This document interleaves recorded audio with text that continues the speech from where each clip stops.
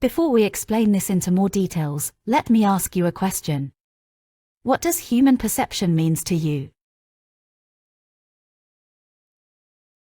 As humans, we use different forms of perception. These can be divided into the 5 sensory perceptions and a 6th perceptive category. The physical body provides the means for sense perception through the 5 sense organs. Within the 6th category, the conceptual perception operates through means that are indirect in as much as it uses language, characterized by abstraction like descriptions or argumentations. In modern societies, conceptual perception dominates. This means that we primarily name, describe, and analyze things, people, and processes with the help of language. To name, describe, and analyze has great advantages because it allows us to focus on particularly important aspects, reduce complexity, or find solutions to problems. Above all, we can communicate with each other on the basis of conceptual perception. But this also entails considerable disadvantages. We block out large parts of what exists and can't even notice what we block out because we can't perceive anything for which there are no words at this level. We extend our spatial and temporal perspective. We are not in the here and now, which means that we lose connection to our immediate environment and to ourselves. Negative attributions to a situation or to ourselves as a person can become dominant and make us more vulnerable. However, conceptual perception becomes more adequate when it happens in good balance with well-grounded direct perception. A reconnection to our sensory perceptions can help us to ground ourselves again by paying equally attention to unfiltered, immediate direct perception, which can be retrained by temporarily blocking out conceptual attributions or simply by changing focus particularly to body sensation. This helps to unite ourselves with the here and now because our 5 senses can only perceive in the present moment and to perceive ourselves as whole again, because our physical senses cannot block anything out. In this way, we can also succeed in complementing our existing selective conceptual ideas about our environment or ourselves with previously neglected aspects.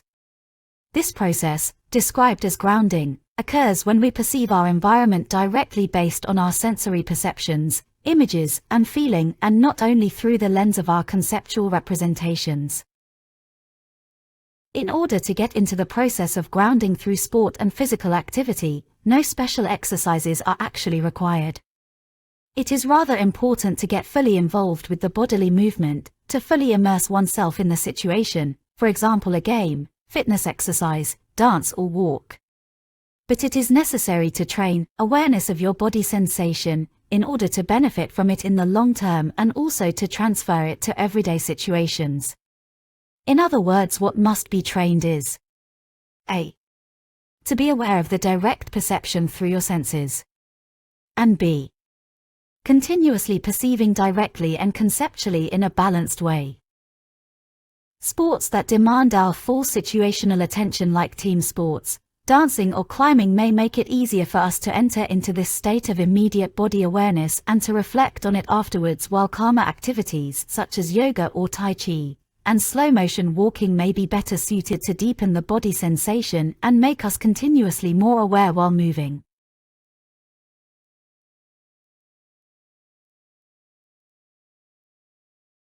Vulnerability and mental resilience are 2 important aspects to be mentioned when we talk about the inner science. All human beings have mental vulnerabilities established, when sometime in life we have felt that we didn't get what we needed or felt rejected at crucial moments. Now when we are in certain situations or when we repeat it for ourselves or repeat it for others, certain narratives while making a similar experience, there is a danger that we start identifying with this vulnerability as being us. At this point, we start to experience the world around us from the point of view of being vulnerable, and we get sensitive to our surroundings in connection with things that otherwise would have passed unnoticed. Feeling that you are again not being granted what you need from others, like for example their attention, support or love, or feeling a need to again defend your vulnerable identity can make you unnecessarily aggressive towards others and cause more problems. The good side of the story is that you can do something about your situation by building up your mental resilience.